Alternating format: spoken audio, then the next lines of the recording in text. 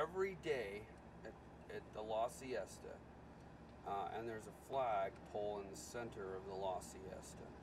And every day, Oscar, who's one of the proud owners of the property and the business, he raises the flag.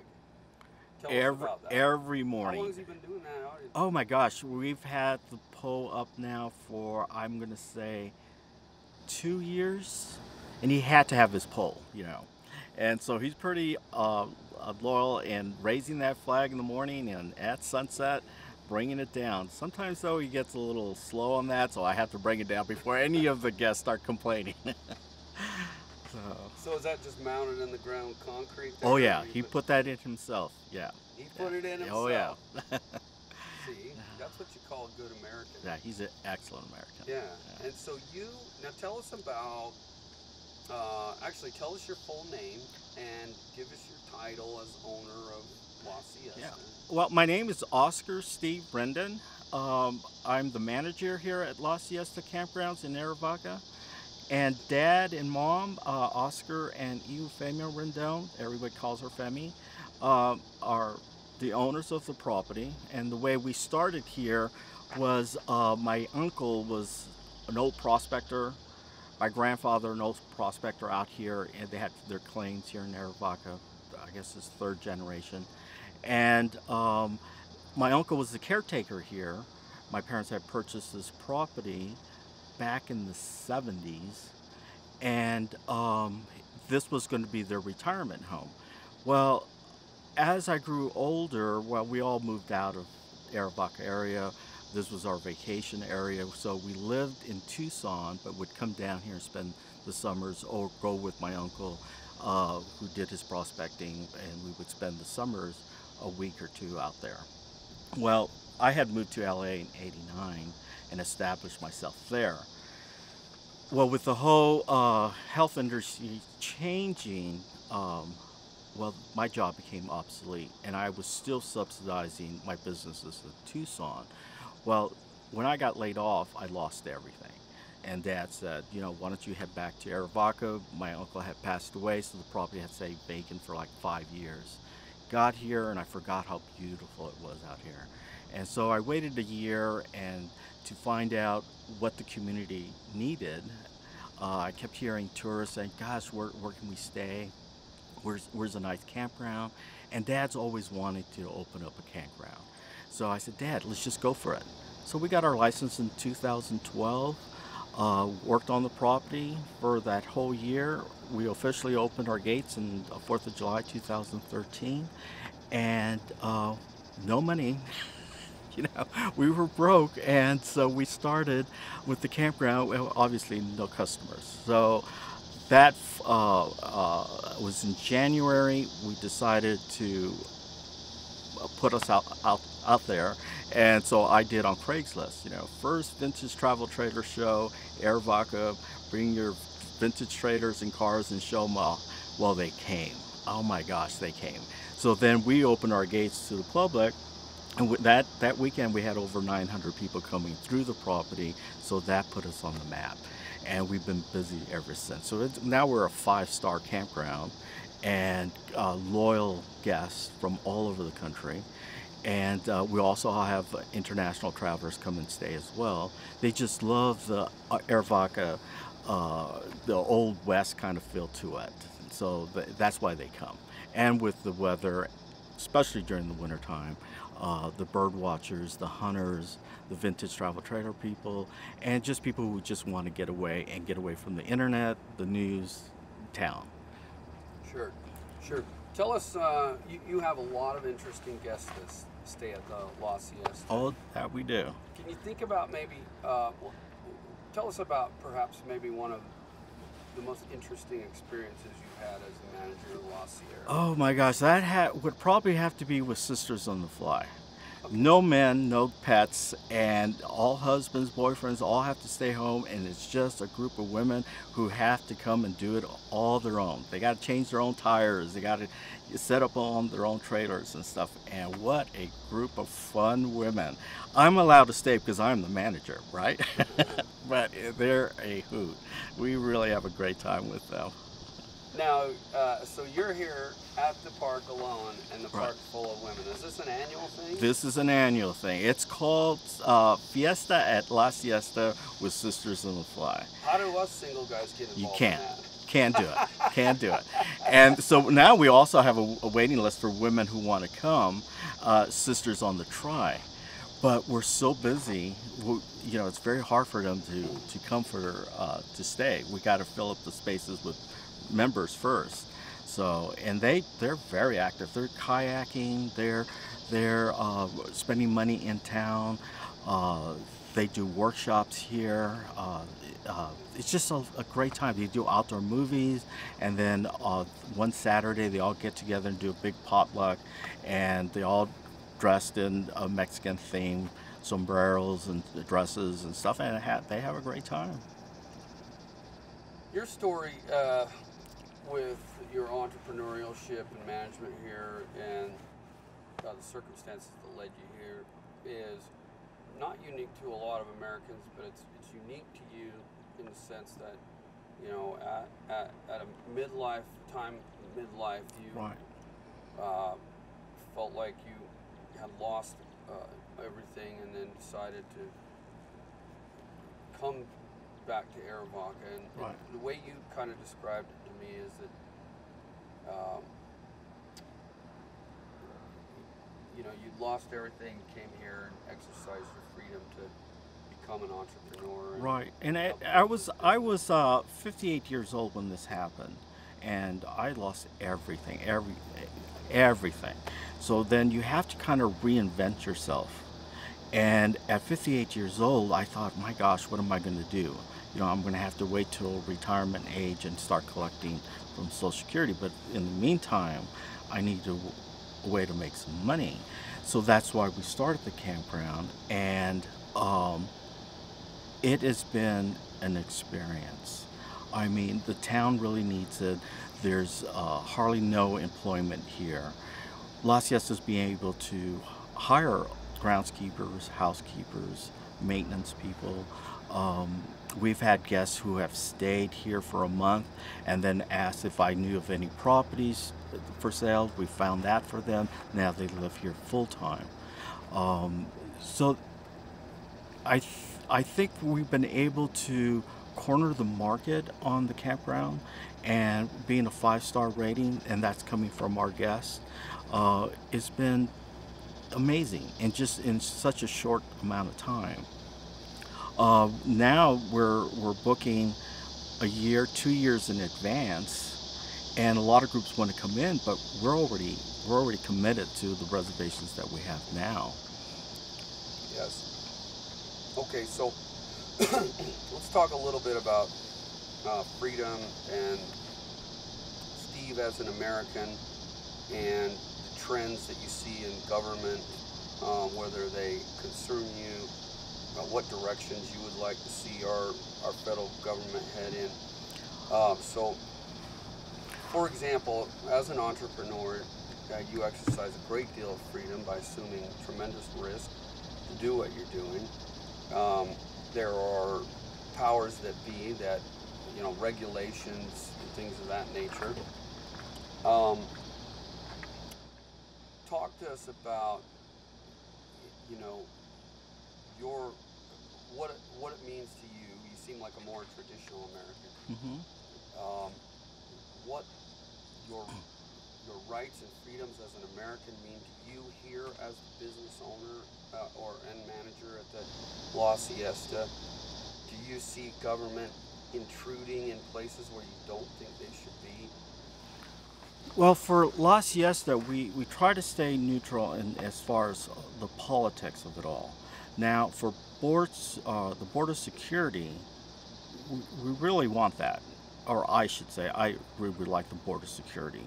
And having control and who's coming in and out of our borders, I think will prevent all these deaths that are happening out in the deserts. You know, we wouldn't have the drug issues that are coming across.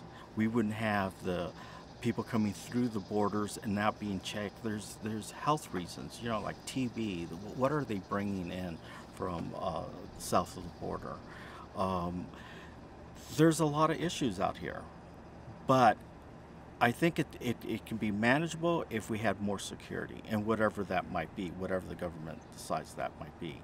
Uh, sure, that affects everyone, but I think it's something that is quite needed. We here at La Siesta, we stay neutral, we accommodate as long as everybody's respectful. We can have at the same time humanitarians, Doctors Without Borders. We have people for the border wall staying at this property all at the same time, and we all get along. And and I think that's what America's all about, that we can have our individual beliefs and thoughts. Sure, we all have agendas, but I think by keeping neutral and respecting everybody's beliefs, and who am I to say that the way you think is wrong? But I don't want to be, in the same token, I don't want them to tell me that you got to think this way. And so we try to stay pretty neutral here and control the illegals coming through. You have mixed emotions. These people are suffering, and if you've experienced that already, what can happen out there. And so when they end up on the property, you give them the water, you give them anything that they might need, and you call immigrations, the Border Patrol to come in and take care of the issue. Then the other issue is living in Tucson and LA. I mean, you see a lot of things when the illegals come across the border and they're helped to get into the bigger cities. I've come across kids under 18, 17 years old, and they've told me they're there to rob, they do home invasions still and take that money back. And if they get caught, well, nothing happens to them because they're minors, so they're sent back, and then they come across each time. So there's things to look at. When you're helping the illegals move on, you're creating issues in other sections of the country and in the cities, by breaking one law after another law after another law doesn't make it right. These people definitely need help, but I think it should be done in their own countries, not here. Yeah. You mentioned, and border security obviously being one of the issues that the La Siesta faces, be it positive, neutral, or negative. Talk to us about, what challenges do you face as an entrepreneur and business manager here in Arivaca that, for example, the same entrepreneur and business manager might not face in Central Ohio or in Idaho? Well, You're a border well, manager. Brian, I really think the issue is not just here in Arivaca. I think it affects the whole country when you're having illegals come through. And I have the same issues that I would have in Arizona, in Tucson or in LA. They're the same issues. There's the drugs, the human transporting. All that affects Arivaca the same way it would affect Tucson or any other city. Yeah. Well, what I notice about the La Siesta is that you're having made a decision to be neutral on the politics of it, and that you serve all guests regardless of. There's a strong sense of community at the La Siesta. Right. And I think it all starts with you. At the La Siesta, these folks and your guests are potentially subject to certain intrusions from illegals that maybe others wouldn't be. What are your Well, guests I don't. ask you about? I mean, how do you answer those questions? I think Arivaca gets a bad rap. First of all, when we first started with Sisters in the Fly, there was a lot of concerns because we were right next to the border. And not just those groups, hunters stopped coming to Arivaca area. And when we opened, The hunters said they could come in, bring their rigs, and feel safe. They knew nobody was going to break in to their rigs and steal their weapons or whatever. Sisters in the Fly came in small groups and then experienced it, that the hype was not there. It's just not there. And they were like, wow, this is pretty nice. And we've heard all this negative things about Arivaca. Not to say there's not issues, there are issues. But here at La Siesta, we've been able to manage that.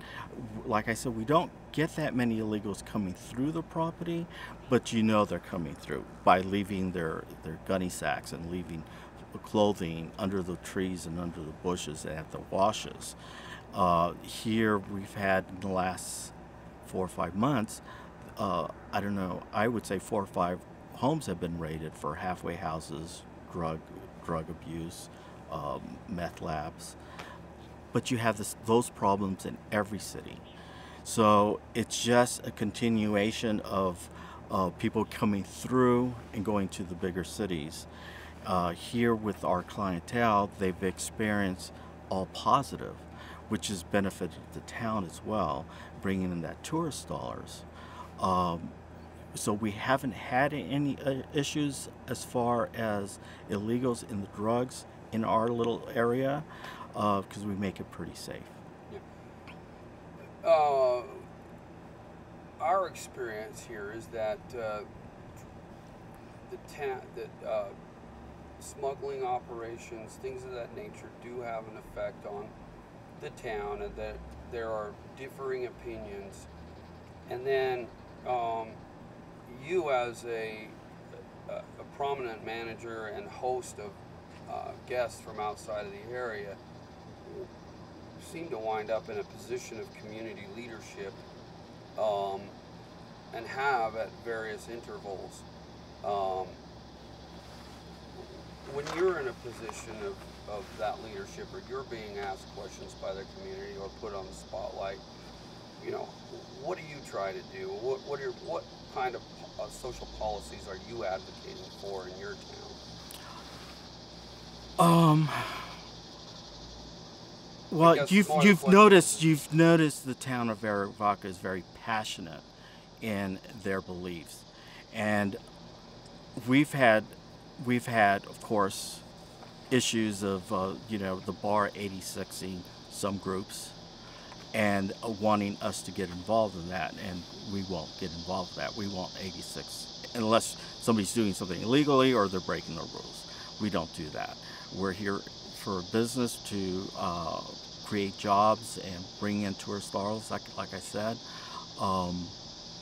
But there are an element here that like to think they control the town, and there's 700 residents here in Arivaca, and I've gotten a lot of support from a lot of the property owners that says, that element that is loud and obnoxious and in your face, and you don't fall in line, they're the ones that think they control the town, where the residents say, no, there's 700 of us, there might be 70 of them, maybe 1% of the population, where they're the loudest. So we try to balance that and not try to get into their business and whatever they're doing, and they in return pretty much leave us alone. There will be times where it gets pretty hairy, of course, but we stick our grounds and we will not get involved with blocking anyone. I think everybody we're still here in the States, we're here in America, you should have a free voice, pros or cons, and for me to shut somebody off because I don't believe in what their goals are or what their agenda is, I don't think that's America. I think everybody has an opinion and they should voice that opinion as long as they're respectful. And but it does affect the community. We have a lot of people coming in from all over the country, like I said, and they all have their political beliefs, but we try to keep that neutral, and it seems to work. What happens in town, most of the businesses, and there's not that many, are in agreement with us. We're here to run a business. We're not here to boycott any. We need every dollar coming in, and so they tried not to boycott people. So, Yeah, this town is no stranger to media attention, right, or otherwise what you would call, I would say, provocative groups in the area. right. One of which recently is a group, a controversial group, otherwise referred to as the Veterans on Patrol. Patrol, right. And they showed up in town and caused a lot of chaos. There are other media groups here Right. that are interested, including us. Why do you think so much attention on Well, that's the Arivaca? question I always throw back at everybody. Why is Arivaca the only town that has these issues?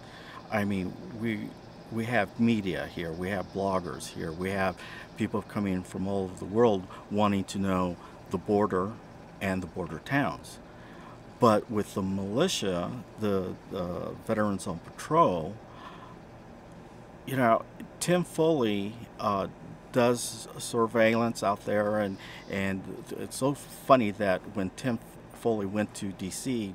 to support the families who have lost loved ones because of illegal immigrants coming in, then he's gone, so now you have Veterans on Patrol show up. And they're here for one day, and they get what they want on video, and then they leave, and the town's totally upset. You know, so why is that? What are we doing as a community, or what are we not doing as a community that is attracting this? They don't have the problem in Nogales, they don't have the problem in Sasebe, they don't have the problem in Douglas, they don't have a problem with any of those towns, but it's always Arivaca. Why is that? I can't answer that. I don't know. Yeah. Well, like I said, you know, we have media people coming from Germany. We've had some Japanese people come from Norway. They're coming from all over the world to do the story of the border town. And La Siesta will accommodate them for their stay. But town likes to be left alone, like they say. And that, I think, just brings up bad memories for them. But there's a story to be told, and it has to be told, and so that's why we welcome everyone. Yeah. There is a, so there was a prominent murder in the town Right. many years ago. Right. The perpetrator, named Shauna Ford, Right. who is a self-described militia woman. And that event traumatized this town and has shaped a number of different current and future policy Right. perspectives and social norms in the town and whatnot. Tell us a little bit about, can you tell us the story of Shauna Ford, and then tell us a little bit about how you think it's affected the town, and how you know, do you feel like, what could the town do, you know, Well, for better or for worse? Well, relative you see, to the circumstance? that's a hard question. First of all, what happened there? Apparently, she was bragging about in the bar that she was going to go do home invasion and rob from a certain group, and that's what happened over here. And it turned out terrible.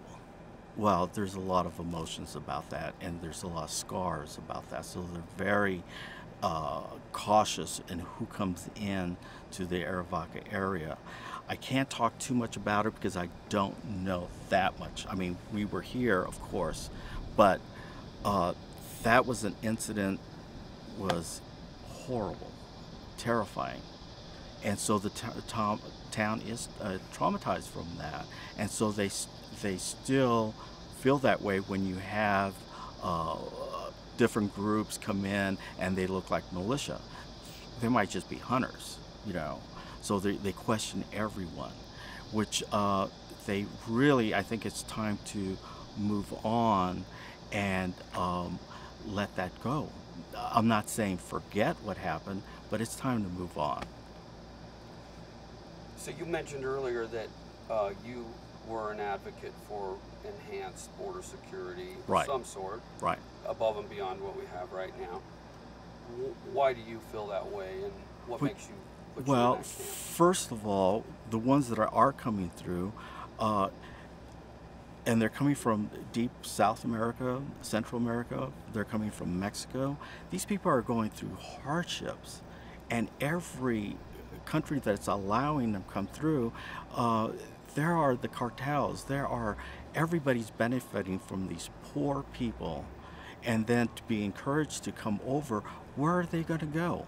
How many can we handle? How many can come over the border without affecting the United States? There has to be border security. These people are suffering, and everyone, you have the humanitarians, no more deaths. Well, closing that border will prevent all that. They'll prevent I'm not saying it's going to stop it completely, but it'll slow it down. And then the community, with the Veterans on Patrol, they said, well, we don't need them. We don't need the Tim Foleys. We don't need these people because Border Patrol is doing such a great job. But before that, a week before, they want Border Patrol out. So we can't have it both ways. We either need the security at the border, not at the border check where is it, milepost 20, let's say it is, that's where, and I was shocked when I got back here to see that border check there. I was shocked to see how much immigration was here. I was shocked to see prison buses from Border Patrol filled with illegals coming through. It was like, wow, this is amazing. And where did all these people go? And they're only catching a certain percentage. The rest is going up north. And how do they live? How do they survive? Do they break laws by getting fake IDs, stolen Social Security numbers? The laws are just being broken. So yeah, there's a lot of issues. You mentioned the cartels in this particular area. We understand that there is an unsecure area of the border that stretches about 25 miles from Nogales to Sassabee. Right. And then that there's a strong presence of cartel activity in that stretch, and you live right there in the center of it. Right. Can you tell us about the cartel? What do you hear? What do you... And that's all, it's all hearsay. There's nothing that I know for a fact. Okay. The hearsay is anybody coming through the border has to pay the cartel. They can't just come across. And you hear horror stories of what these people have to go through, and the assault on women, and it's just terrifying. It's scary. But this is all hearsay, and this is what I hear from residents, from the media, and but I don't know of it firsthand. Okay, fair enough. And then you mentioned Tim Foley. Mm-hmm. He's a provocative member of the community. Right. And he runs an outfit. I'd say it's a neighborhood watch type outfit. Correct. Called Arizona Border Recon. Tell us, who is Tim Foley? What does he do out here? Well, Tim Foley, I first met him because he was looking to purchase one of our trailers that we had for sale, and that's how I got to know him. And then they bought another trailer, they put it on their property, and we became friends. And when I friends, these people that I know, and then I was approached by townspeople that we were not to do business with him. And I says, he's been very respectful here. He's not done anything that I would say that's breaking any laws and stuff. And we were going to accept him when he comes onto our property when we're doing our fundraisers and stuff. he does bring in a lot of documentary people that will also stay on the property. Um, uh, I don't see anything wrong in him being out there and pinpointing areas in our area that might be an issue, and he reports that to immigration. And that's all I know about Tim. What, based on what you know about the area here, Mm-hmm. and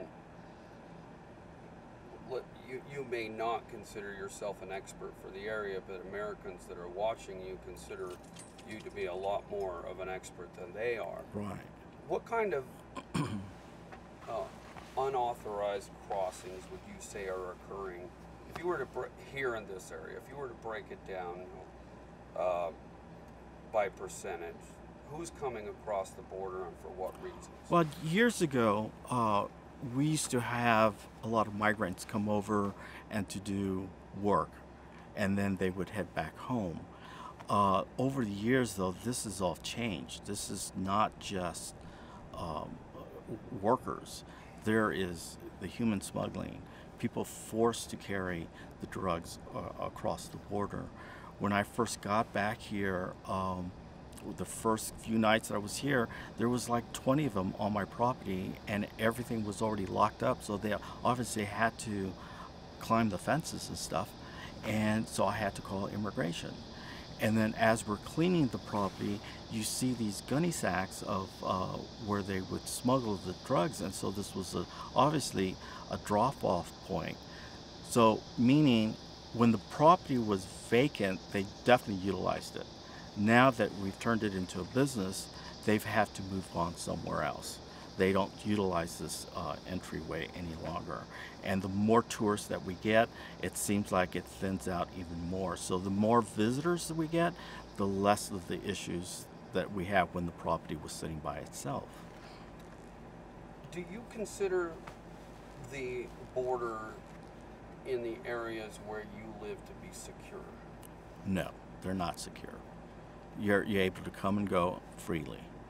What I would like to see is the border definitely secured and have work visas. I mean, we could definitely use the help. Right now, we can't hire. We are a business, and we have to do the background check. You know, if you bring in an ID, they have to have their IDs, and then we do the background check. And obviously, none of them can do that. So if they secure the border, do a work program so they can come and help us here at La Siesta. I can't find enough help or qualified help to do our groundskeeping, trim our trees. There's just not enough people willing to do that here in the States. So this is where it's a good thing where we could hire them seasonally and get our grounds kept manicured, and for the kids who don't want to do those jobs, or the adults that don't want to do that type of job, they could come in and do manual labor and then go back home when the season is over with. And that's how it used to be, and it worked great.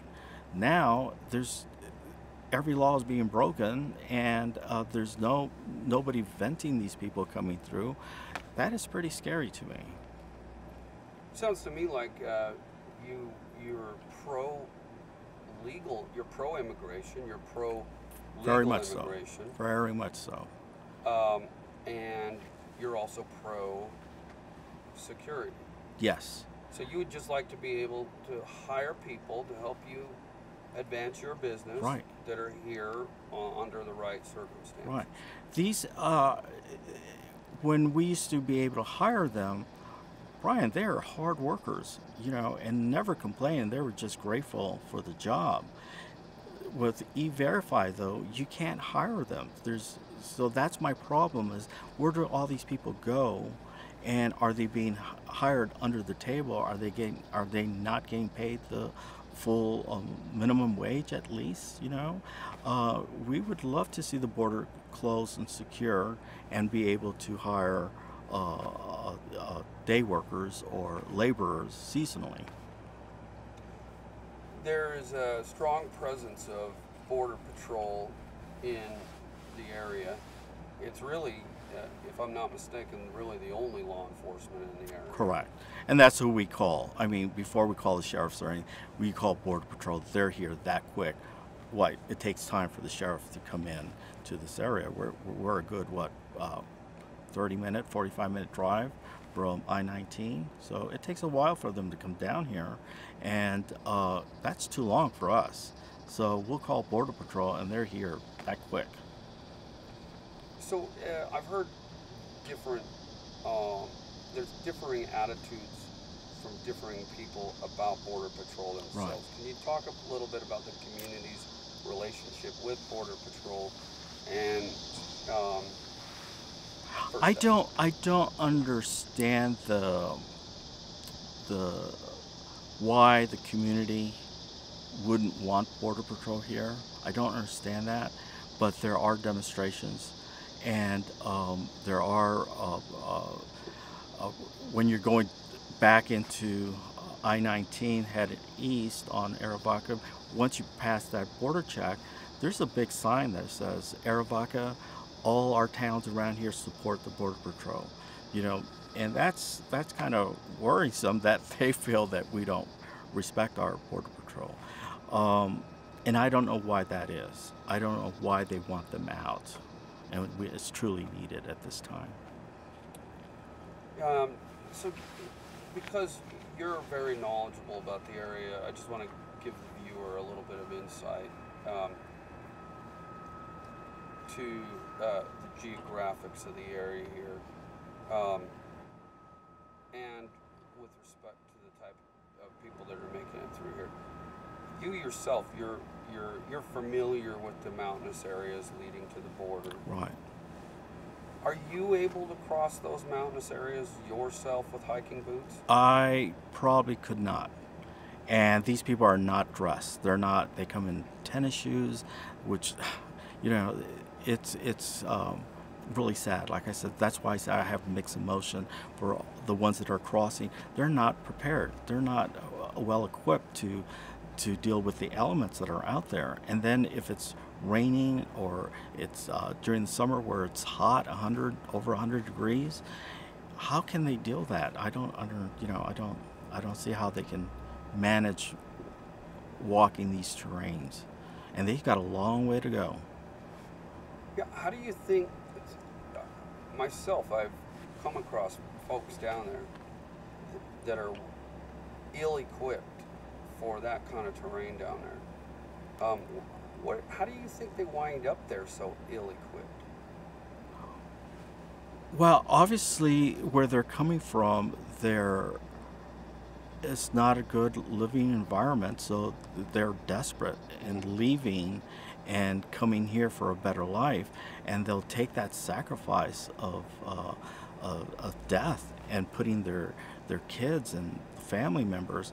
How bad can it possibly be where they're from that they feel that they have to come over, you know?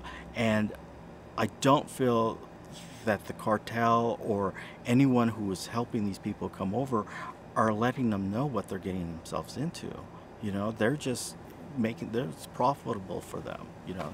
And so, you know, and it's sad, just really sad. We had a guy here last week, you know, I don't know how he made it, you know, what he was wearing, you know, so it's troublesome.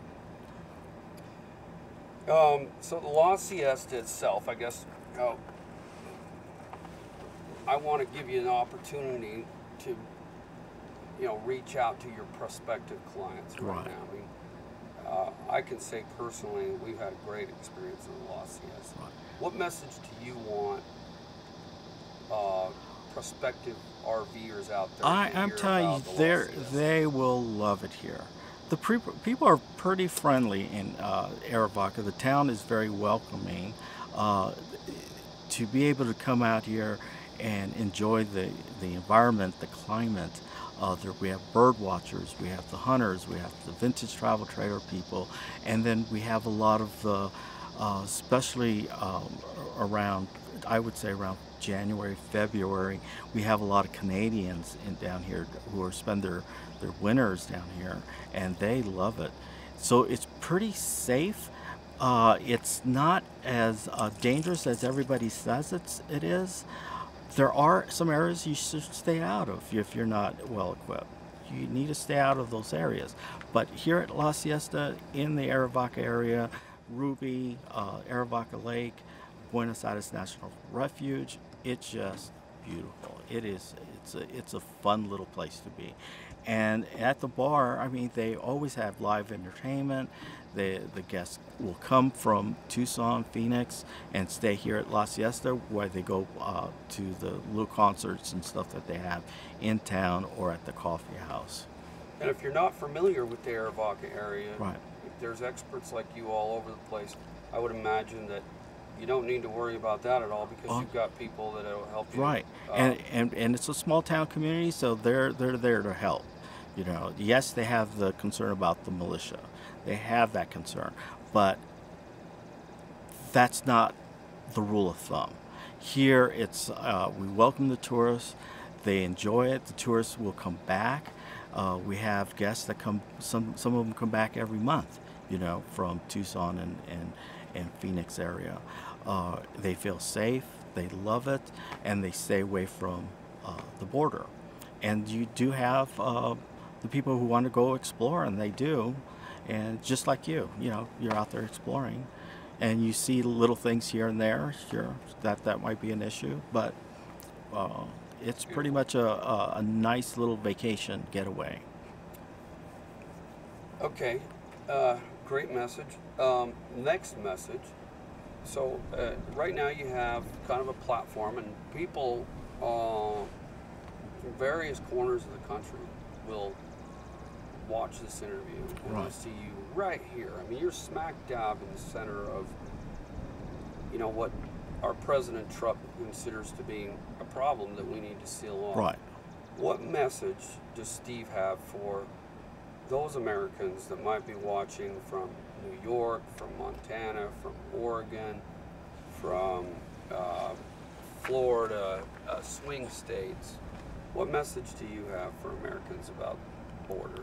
I think by having border security, whatever that might be, it's beneficial for the whole country.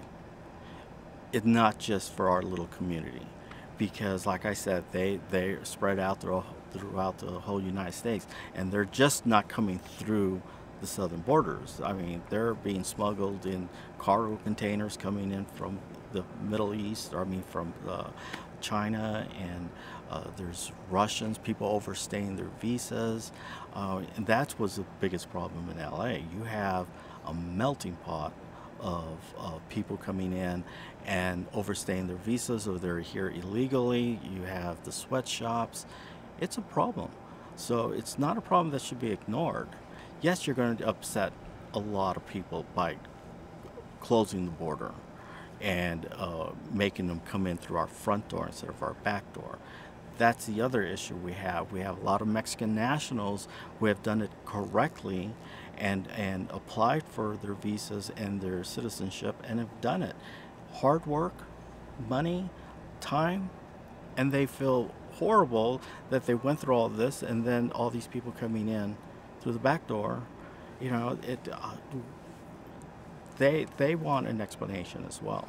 You know, so we need that security. And then lastly, your own community right here of Arivaca. Mm-hmm. This is a community, for better or for worse, that has lived with the border in its current status. And there have been